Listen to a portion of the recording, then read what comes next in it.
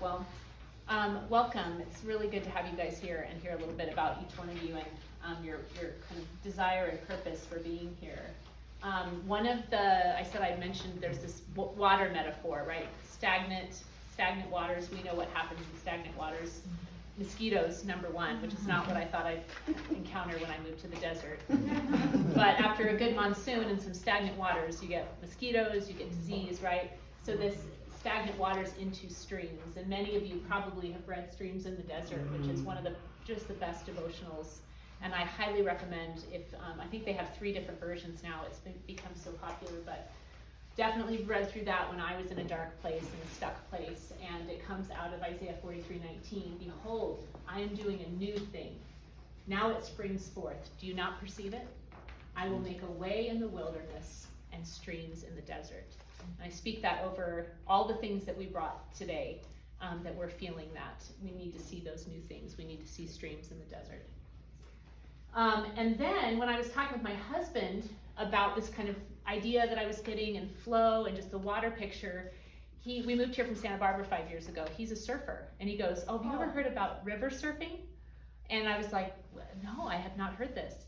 And I was trying to find the best videos. This is a short from one of the surfers that he asked to literally for his therapy moving away from the ocean to the desert. He watches surf videos when he needs like space, you know. So he showed me this. This is one of his kind of surfy guys that he follows or whatever. And the cool part about this idea is they take this little child's shovel, and when there's rains at the beach and the water gets in these stagnant pools, and then there's the sand that goes to the ocean, it will sometimes happen naturally, but these surfers have figured out that if you just take from a child's shovel to a few shovels to having everyone, and you create a course for this stagnant water to flow into the ocean, it gets so powerful you can surf it. And so think about the metaphor of this. So here, and the sound's coming out of here because it was lagging before, but. We're about to destroy the beach with this little shovel. You ever seen the movie Hole? Hours later, with the mini shovel, things are looking good. And of course, it's a time lapse, but it's in the same vein.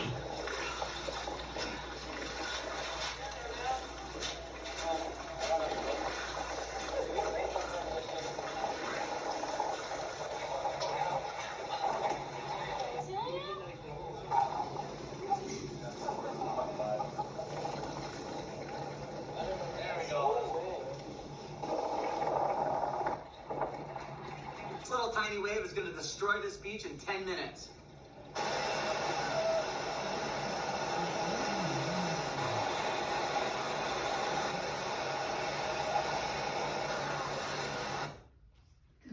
Isn't that crazy? And so, does anyone want to try to articulate my purpose in this metaphor of getting unstuck, or what it takes for for a stagnant place to move into flow? One little scoop. One little scoop is the beginning, right? You just start with the first scoop.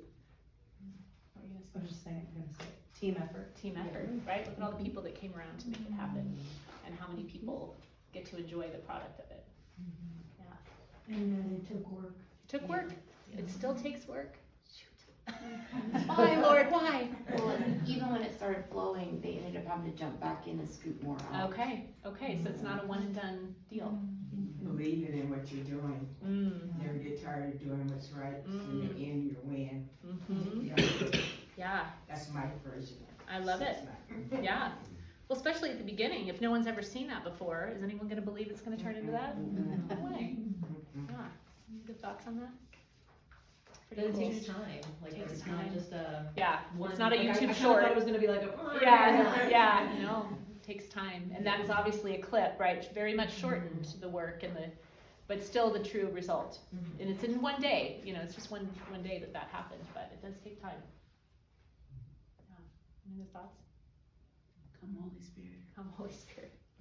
He's the one that does. Well, that's the thing is they don't create the power in the water. That's from something else, isn't it? And so the power is the Spirit. Yeah, that's great. I hadn't articulated that before, so thank you. You're making my seminar better and better. We're about to destroy the beach with this little shovel. Okay, so the other thing with the water metaphors, streams in the desert, rivers surfing, and we had such a great intro to that this morning, is these new neural pathways are like new rivers flowing in our brains, right? When we create those neural pathways, and I just found this on Psych Central, they kind of said it the best of what I was looking for. New brain pathways are created by having new experiences, building new skills, like mindfulness, which will come up in this. Asking good questions, that has just become a passion of mine. Rest, having a stimulating environment, movement, getting out, all the things that you guys probably practice with the people that you work with. Think about it creating like rivers in your brain, like new neural pathways in that way. And then it reminds me, you know, it has how scripture always confirms what science figures out, right? That we can be transformed by the renewing of our mind through the Holy Spirit and these different ways of being and practicing.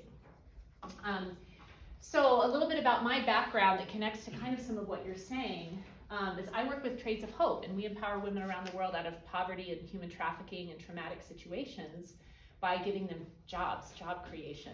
And I do have a table if you want to see some of the beautiful work that they make, but they do everything from jewelry. We have a coffee plantation in Guatemala. We have home decor. We have ornaments that come out during Christmas time, and it's just really well done work. This is not pity purchase, kind of the fair trade of 20 years ago. It's really beautiful work. But as we've met with them and talked with them, you see the impact of trauma, and it's not easily necessarily dealt with. And so even some of the relationships that we've had, we've been around for 14 years. I've been a national director with the company and a partner with them for almost 10 years.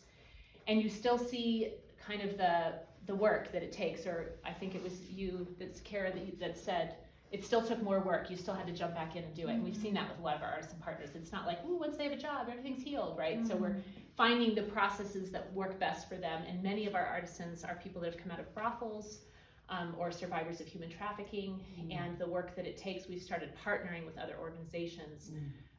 Because we just do, I'm the marketing arm of the producers, right? That's not my role. But we've started working with other organizations to kind of help support that. And so what we've seen is there are parts of them that feel stuck even if they're well into the healing process. And they either don't know, and this is probably true of many of the population, especially kids, they don't know why, and they don't know how. They can't even maybe articulate that they feel stuck. And that's true for adults. I shouldn't even say that's just a childlike thing. There are probably places we feel stuck that we don't even have the words for yet, right? And so that's what's part of what's ministered to me and opened my eyes is these beautiful populations that we work with and that we have such hope for, and still seeing that the struggle can be difficult even if there's great provision or great opportunity or whatever. So just the reality of the world. And so we do it in kind of a fun way where it was a direct sales company, now it's more of affiliate marketing, but we actually do that like host a party, host a pop-up online so we can brag about our artisan partners and share their healing stories and see the beautiful work they do. And my session right before this was how can we kind of shift our spending just in small ways to support good businesses and good things, because it's just such a shame for all of us to be having the impact that we're having on people that are experiencing trauma, and then we walk over to Walmart and buy all this stuff that's been exploiting and not paying whoever made the products. And so it's keeping them in trauma. So this idea that we could work so hard in this one area, but then with our shopping and our spending habits, end up keeping people across the world we'll never meet in exploitative positions is just an inconsistency that once you're aware of it, you can't not want to grow, right? And so that's what this is our fun way of doing it. Like, okay, we're gonna turn it into a party. That's what we're gonna do because this is worth celebrating. So it's been really fun. I've grown and learned a lot. And the organization that we work with is called Elevate Academy. It was on my resource list for my last one, but it's Rebecca Bender. Highly recommend you follow any of these ones I'm saying on social media because they're doing such great work. But Rebecca Bender wrote In Pursuit of Love, and she talked about how she was trafficked and not even knowing it. And because it wasn't like she was kidnapped and thrown in a white van with no windows. She was trafficked by her boyfriend. And she didn't know that could happen, and the awareness that came with that and the healing that's come since. And now she runs Elevate Academy, which is the largest online school for survivors of human trafficking to get back up on their feet. Career training, healing, counseling, mentorships, community, and then because we help donate to them and have a couple products that donate directly to them, we got to see one of their Zoom graduations of these women that have gone through this process of healing and stuff. So just even pairing ourselves with organizations that are doing good things like this can help the collaborative process and encourage us to continue to support and go that way. I also work with students. I was a high school teacher at Push Ridge Christian Academy, not this last year, but 3 years prior to that. Bible teacher there, loved it.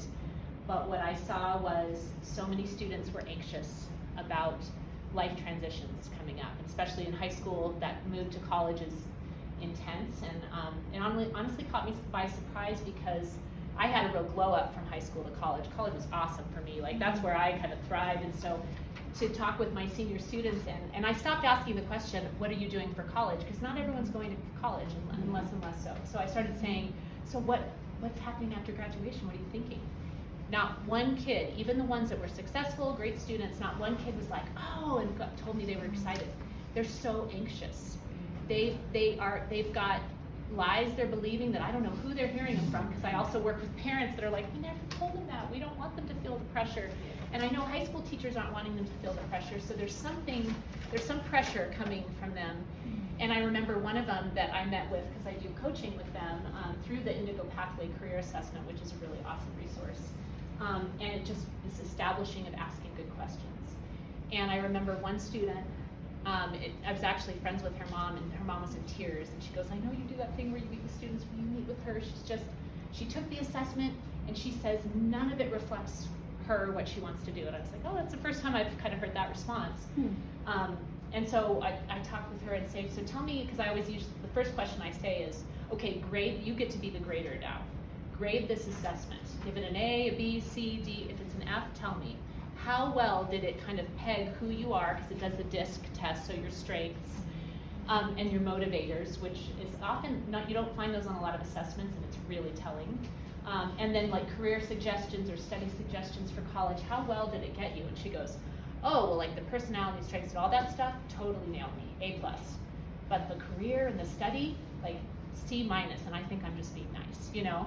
And I said, okay, tell me more. What is it about that? Tell me more. It was a great way to get kids to open up. Tell me more, and what else? Just awesome, like, it gets us out of the way. We're not expecting anything. Just tell me more. What else? She says, well, I don't want to do any of those things for the rest of my life. And I was like, tell me more about the rest of my life. That's so interesting. And we all know, because we've all had 5 jobs since the time we graduated, or 10 or whatever. We know that we don't have to make a commitment at 17 years old for what we're going to do for the rest of but they're believing lies, they're putting burdens on themselves. And so that was kind of the moment where she got unstuck. And I told her, you know that you don't have to do things for the rest of your life. You're not making a decision for that. No one's holding you to that. So we talked about where she was getting the ideas from, and it was like I met with her for an hour, and I watched her come alive. And her mom came and just hugged me at church the next morning. She's like, she walked back into the house totally different. And so that power of questions to get someone unstuck from often lies that we're believing that aren't even true in the first place, or burdens we're putting on ourselves unnecessarily. So I love working with students, and I don't even think I've mentioned, this is my daughter Leah, who graduated and is at GCU now. And she was a great kid, pretty easy to raise.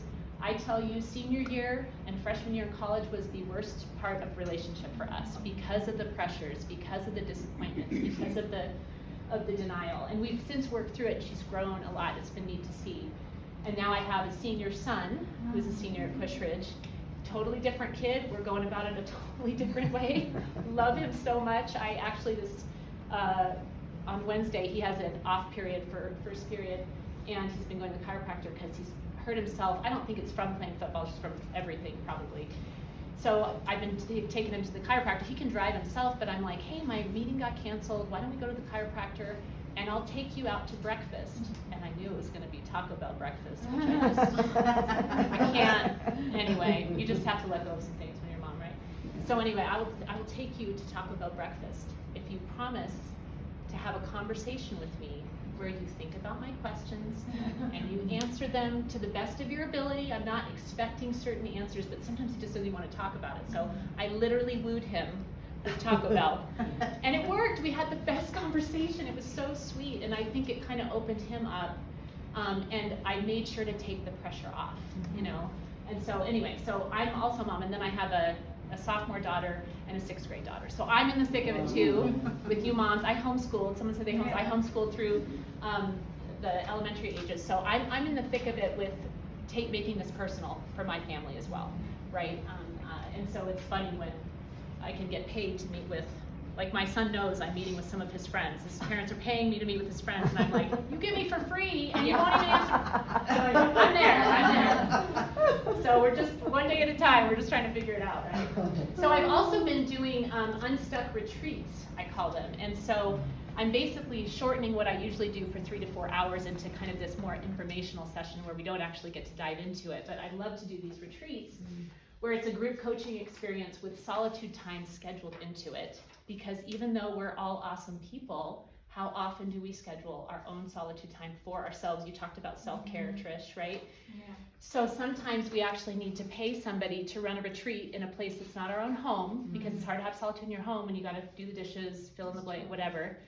And so we have 10 to 15 women that we gather in a home environment, because as much as this is great, this is more informational, right? We want this to be intimate, personal.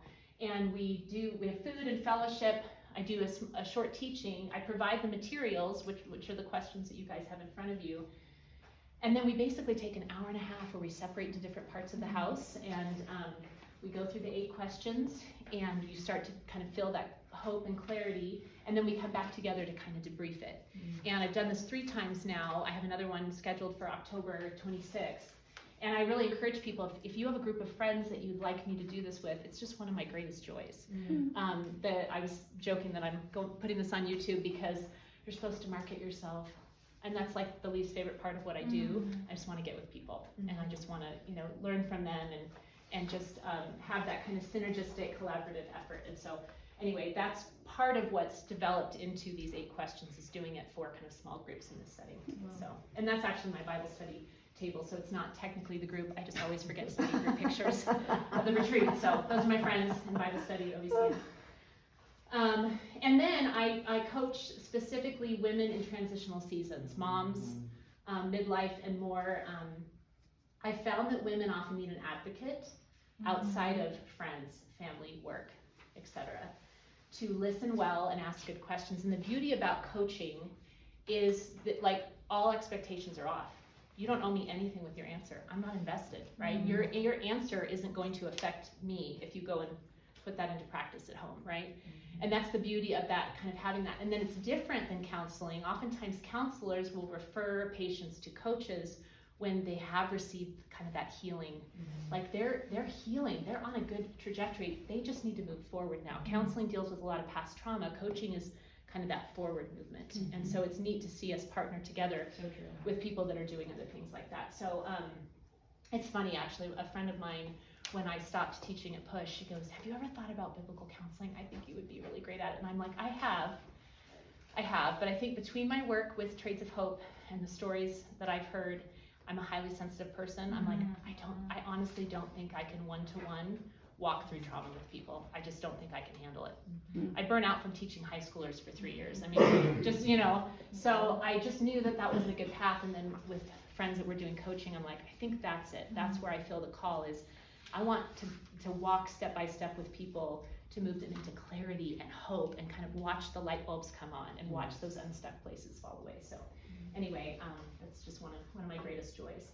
So it was someone who said that they like the what and how instead of the why of questions, right? That's the beauty of coaching. So I'm certified through Professional Christian Coaches Institute. Highly, highly recommend. I'm in their group coaching class right now. It's like every class that I've done through them has been so phenomenal. So I'd highly recommend. It's actually a shorter Professional Christian Coaching Institute. They have free podcasts that you could listen to. That's how I kind of decided they were for me. It's really well done. And the coaching certification is a lot shorter than like a counseling degree or something, and it would absolutely like bless whatever you're already doing, just add to it. But one of my favorite takeaways is asking the what or how questions.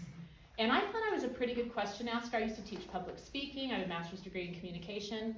I still hear myself ask closed questions on the regular. It's just kind of easier for what we do, and then it really limits what people can say. So it's been a training process for me, rather than saying, you know, is such and such or do such and such. It's like, what more can you tell me about that?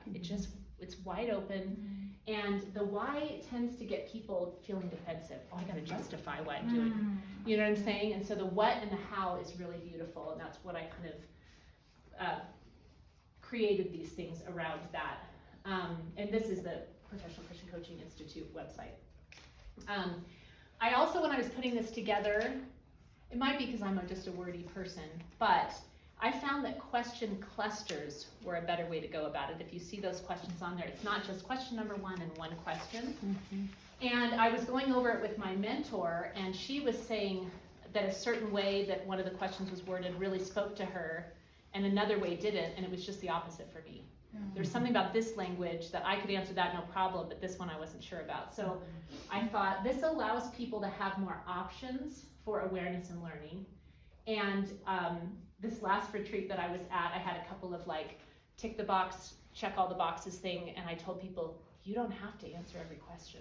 Like, you have permit. And she was like, I actually needed you to say that to me, because she was like, I'm doing the time, we have an hour and a half, time divided by 8, like, you know, she was like thinking she has to ask them all. So it just gives options, but there's no rules that every question has to be answered or whatever it is, whatever stands out to you, and following the Holy Spirit's lead on that.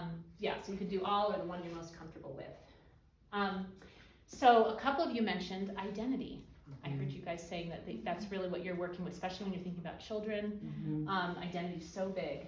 And I also gathered my questions around these particular topics that are so important. The Fuller Youth Institute has a book called 3 Big Questions. They also have 3 Big Questions for teens or for youth. Would highly recommend it. It's a Christian from Fuller Seminary, like a Christian research organization. And they've noticed that everything's around identity, belonging, and purpose. It just really all comes back to that, right? Who am I? Where do I fit? And what difference can I make? And so that's, again, what these 8 questions are kind of gathered around, is how do we figure out who we are, where we belong, and the reason why we're put on this earth.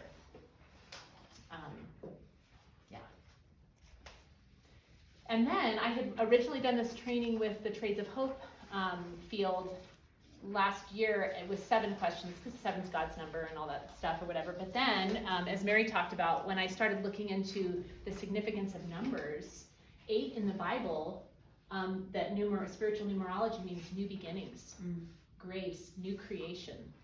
And so that's the hope of getting through these questions and getting that unstuck, is these new beginnings. And then you look through scripture, there's real sacred significance there. There were 8 people on the ark, certainly a new beginning for the world. 8 days of Hanukkah, Christ had 8 Beatitudes, and he revealed himself 8 times between his resurrection and his ascension. So I just thought that was kind of cool. And I did have another question that was kind of lingering with those 7, and I thought, all right, 8 it is. So now what I'd like you to do, we can read through them quickly together, but I'd love for you to take the time that we have. When are we done here? Do we know the timing of it? I don't have the 12:35. 12:35. Yeah, so you won't have a lot of time to really kind of get into these, but certainly take it home and do that. So work through the questions on your own, as we've all admitted to having those stuck places, but God might put to some people in mind, whether it's family or the populations that you work with, thinking through, maybe there's a question in there that you haven't yet asked that person that could start some of those shovels full of opening things up. And I do say the disclaimer, even at my retreats where we have more time, this is a starting point. This is a couple shovels full. So don't feel like, oh, you're gonna get it all taken care of, or we know this. I mean, I'm kind of preaching to the choir here, but this takes time to move through these things. And if you do need more individual resources or group, coaching, counseling, you might have that supportive community that you can kind of move into. So, and then we'll do a debriefing once we go through those. Grab mine back here, just so you can kind of see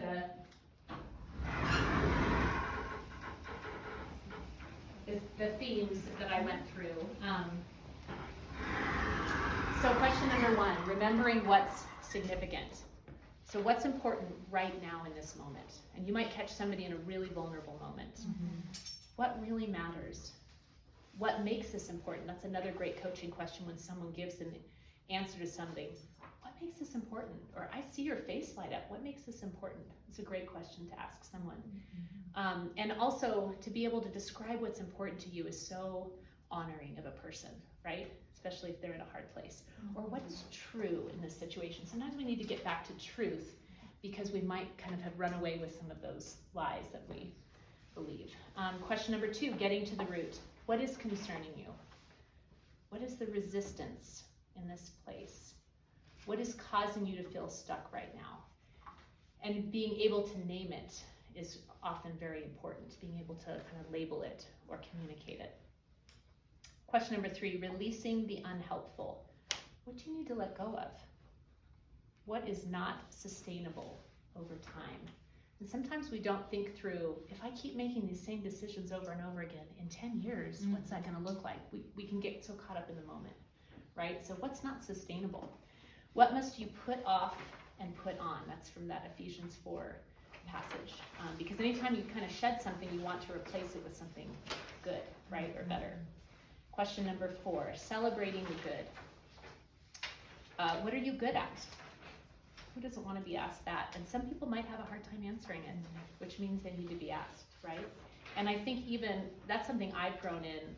When I learned, there was a book from, I think it's Richard Foster, The Celebration of Disciplines, The Spiritual Disciplines. Celebration is a spiritual discipline. That's the first I'd ever heard of that. And I did not grow up in a celebratory family. Like, celebration is not natural to me. So between kind of learning along that road, and Trades of Hope was always really good about celebrating top sellers and celebrating how much we impacted the artisans this month, to be in communities where celebration was valued has really just upped my game as a human and allowed me to celebrate others better. So I love this idea of like focusing on what you're good at, and how sometimes we're not very good at articulating or even believing we're good at something, right? What increases your energy and confidence? What are your strengths and accomplishments in this area? Where have you been successful or fruitful? And if someone can't answer that, you might need to hang out there a little bit more, right? We should all be able to answer that. Question 5, walking in courage. What are you avoiding that you need to face? That one was a big one for one of the gals at my retreat last time. She's like, oh, that's the question I hovered around for most of the time. It's like, yeah, we all need to ask that. Which unhealthy things do you need to confront? Where or how do you need to be more brave? How can you find more like-hearted people? Question number 6, deepening ourselves. So in relation to this stuck place, how are you growing in understanding and wisdom? How are you experiencing more empathy for yourself? How are you experiencing more empathy for others? And who are your people? So that empathy piece is huge, not just for others, but for self as well. Question number 7, reclaiming our identity. What are your deepest hopes and joys? What do you truly desire? What do you love? Who are you at your core? And then question 8, activating our purpose.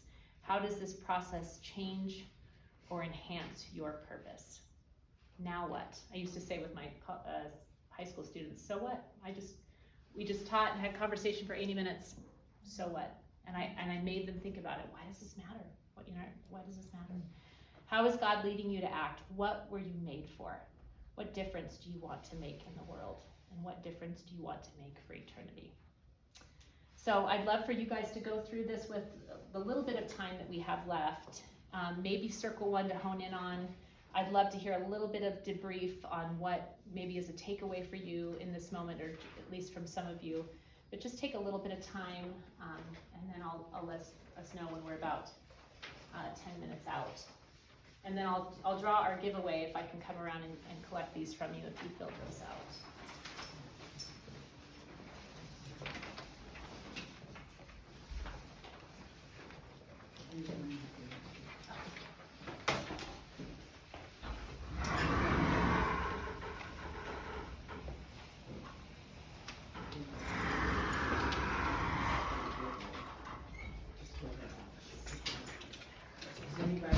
your giveaway.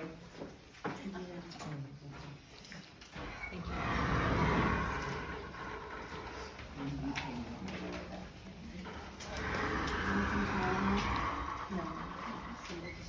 Every time you go by the store.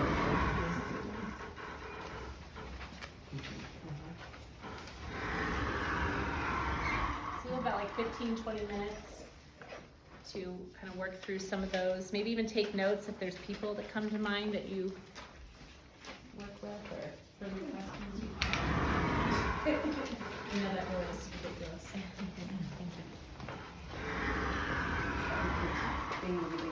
No, this is good. Gotta get comfortable.